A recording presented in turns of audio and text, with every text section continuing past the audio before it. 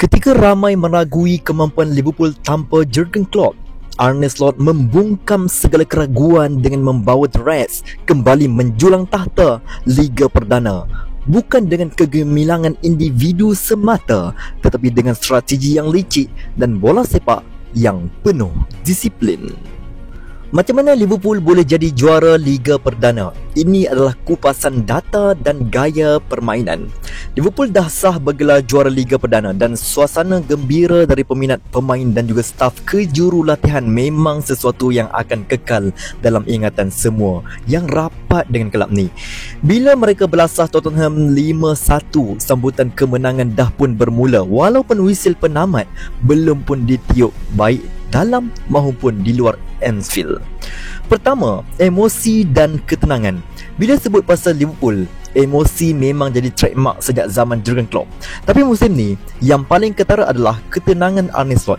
Walaupun dia masih ada juga tunjuk semangat masa-masa tertentu dalam musim pertamanya di England, tapi secara keseluruhan, Slot berjaya seimbangkan antara chaos dan kawalan sejak dia sampai di Anfield musim panas lepas.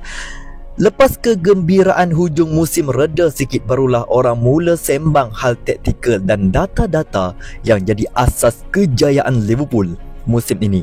Kedua, serangan bermula dari tengah padang. Sejak Slot ambil alih Liverpool, ramai peminat tertanya-tanya macam mana agaknya gaya permainan baru yang dia nak bawa.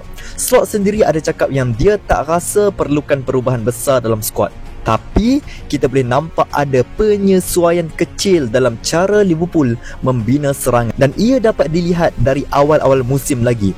Peranan Trent Alexander-Arnold yang biasa kita tengok masuk ke tengah padang tu dah dikurangkan, dan pertahanan tengah Liverpool pula ambil lebih tanggungjawab untuk gerakkan bola dari bawah. Kalau kita tengok data dari Foot Vision, kita boleh nampak perbezaan halus dalam gaya binaan serangan Liverpool sepanjang musim. Musim lepas, garisan pertahanan Liverpool lebih rapat dan pemain tengah lebih tersebar. Tapi kali ini, Slot lebih suka guna 4 back konvensional dan 3 pemain tengah yang lebih padat. Berbeza dengan tahun lepas. Tersusun ikut posisi masing-masing, lebih kurang macam dia buat masa di Feyenoord dulu. Apa yang paling penting dalam perubahan ni ialah kehadiran tetap Virgil van Dijk. Sebagai kapten, dia terlibat dalam 19% daripada semua fasa binaan serangan Liverpool, paling tinggi dalam kalangan mana-mana pemain dalam Liga Perdana. Van Dijk selalu hantar bola ke Ryan Gravenberch, dan ini dah jadi macam signature move Liverpool musim ini. Kombinasi antara dua pemain Belanda ini sangat kuat, dengan 147 hantaran ke depan daripada Van Dijk kepada Gravenberch, paling banyak antara mana-mana pasangan pertahanan di tengah dalam liga. Gravenberch pula bijak guna kaki belakang untuk terima bola, tarik pemain lawan di tengah dan terus memulakan serangan Liverpool. Kita boleh nampak corak ni berulang kali musim ni. Slot sendiri pernah puji Van Dijk dalam satu temu bual dengan Sky Sport. Saya terkejut betul dengan cara dia bawa bola keluar dari belakang. Masa latihan pertama, kita cuba untuk cari pemain bebas antara garisan dan dia selalu jumpa. Saya tahu dia bagus, tapi dengan bola, dia memang luar biasa. Dengan kadar hantaran berjaya 92%, paling tinggi dalam skuad, tak hairanlah Slot beri banyak pujian khas dekat dia. Apa yang bestnya, Slot tak hadkan cara binaan serangan tu. Kalau nampak peluang atau lawan tekan tinggi dekat Liverpool, Van Dijk boleh terus buat hantaran lintang ke arah Salah dari sebelah sana, ataupun kita kenal dia sebagai diagonal ball. Kepelbagaian memang jadi tema utama musim ini untuk Liverpool, dan cara mereka bina serangan adalah bukti yang jelas. Seterusnya, daripada serabut jadi terkawal. Ingat lagi masa lawan West Ham United di Stadium London Disember lepas, Liverpool menang 5-0 dan jadi pendahulu Liga dengan 8 mata awal tahun 2025. Masa tu Slot terus terang dengan media tentang apa yang perlu dibuat untuk nak kekal rentak 90 mata untuk menang Liga. Setiap 3 hari kena main pada tahap tertinggi, setiap minit dalam perlawanan katanya. Sebab itu susah sangat nak menang. Fokus Slot dalam kawal tempo perlawanan dalam perlawanan sebenarnya antara benda yang kurang orang sembang musim ni. Walaupun itu antara kunci kejayaan dia. Kita boleh bandingkan dengan musim 2019 dan juga 2020 masa Liverpool menang Liga dulu. Masa tu mereka dah mendahului separuh masa dalam 24 perlawanan dan menang 23 daripadanya. Satu-satunya perlawanan terlepas musim ini ialah masa kalah dengan Fulham. Pasukan Marco Silva jaringkan 3 gol dalam 14 minit separuh masa pertama. Satu-satunya kali Liverpool bolos banyak macam tu dalam masa yang pendek sepanjang musim ini. Pasukan lain mungkin jadi berhati-hati bila ketinggalan, tetapi Liverpool di bawah Slot terus bagi respon padu. Mereka jaringkan 12 gol dalam 10 minit selepas bolos, sama banyak dengan Newcastle United dan Luton Town dua-dua musim 2023-2024 dan paling banyak sejak 6 musim Liga Perdana. Contohnya masa lawan Tottenham, Liverpool disahkan juara. Solanke jaringkan gol pendahuluan Spurs, tapi tak sampai 5 minit kemudian Luis Diaz samakan kedudukan hasil hantaran cantik Szoboszlai yang dapat bola dari Salah. Satu lagi contoh menarik, Van Dijk tebus kesilapan sendiri masa lawan West Ham. Selepas gol sendiri Robertson hampir buat Liverpool hilang mata. 5 percubaan datang dari Liverpool dalam masa 3 minit selepas itu, dan pada hantaran seterusnya dari sepakan sudut McAllister, Van Dijk jaringkan gol.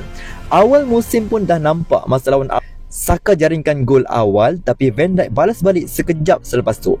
Meskipun Liverpool musim ini bukanlah power sangat dari set piece, mereka tetap jumpa jalan untuk bangkit bila perlu. Tak hairanlah kalau kita tengok statistik, Liverpool habiskan 48% masa perlawanan dalam keadaan mendahului, paling banyak dalam liga. Mereka juga antara pasukan yang paling jarang ketinggalan. Hanya Arsenal yang lebih sikit dari mereka. Dan bila mereka ketinggalan pun Liverpool pantas respon. Mereka juga menjaringkan 13 gol berturut-turut. Maksudnya, gol dalam masa 10 minit selepas jaringkan 1 gol bukan rekod baru pun. Sebab musim lepas ada 10 dan 17 untuk musim 2022-2023. Tapi masih paling tinggi dalam liga. Contoh lain lawan Ipswich Town yang menang 2-0. 2 gol dalam 5 minit. Lawan Southampton menang 3-1, 2 gol dalam 3 minit. Lawan West Ham menang 5-0, 3 gol dalam 14 minit. Lawan Bournemouth menang 3-0, 3 gol dalam 11 minit. Dan yang paling epik masa lawan Tottenham, walaupun ketinggalan 1-0 lepas 12 minit, mereka sahkan kejuaraan seawal minit ke-34. McAllister menjaringkan gol 8 minit lepas Diaz dan Gakpo pula jaringkan gol ketiga. 3 gol dalam 18 minit je. Musim lepas mereka sering ketinggalan dan harapkan kebangkitan, tetapi kali ini mereka kawal permainan lebih awal, dan itu sebabnya kemenangan Liga musim ini terasa lebih kemas dan meyakinkan. Seterusnya, gaya baru tapi masih ada hantaran silang. Masa Liverpool menang Liga dulu, hantaran silang memang jadi senjata utama mereka. Musim 2019-2020, Alexander-Arnold dan juga Robertson memang menyala dari sisi padang. Dua-dua suka buat hantaran silang tepat dan hasilnya mereka kumpul 25 assist gabungan. Gila banyak tu. Itu antara kunci kejayaan Liverpool masa tu. Tetapi sejak tu, Liverpool dah kurang bergantung pada hantaran silang dari open play.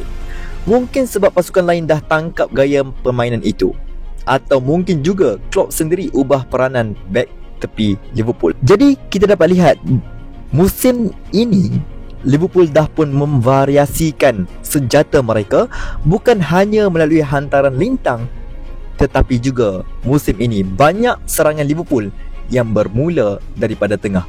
Dan itulah yang menjadi punca ataupun rahsia besar macam mana Liverpool boleh jadi juara pada musim ini, dengan kepelbagaian cara menyerang pertahanan lawan.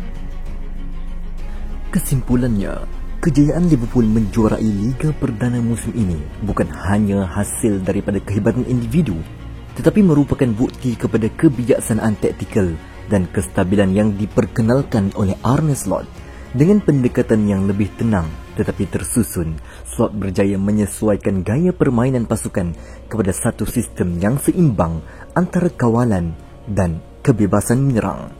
Peranan utama pemain seperti Virgil van Dijk dan Ryan Gravenberch dalam membina serangan, kebolehan pasukan untuk bangkit selepas ketinggalan, serta kebijaksanaan dalam menguruskan tempo permainan, semuanya menjadi faktor penentu kepada kejuaraan ini. Liverpool bukan sahaja kembali ke tahta Liga, tetapi melakukannya dengan gaya yang mencerminkan kematangan, disiplin dan kecerdasan bola sepak yang tinggi. Akhir kata daripada saya, you will never walk alone. Jangan lupa untuk like, subscribe dan juga share video ini.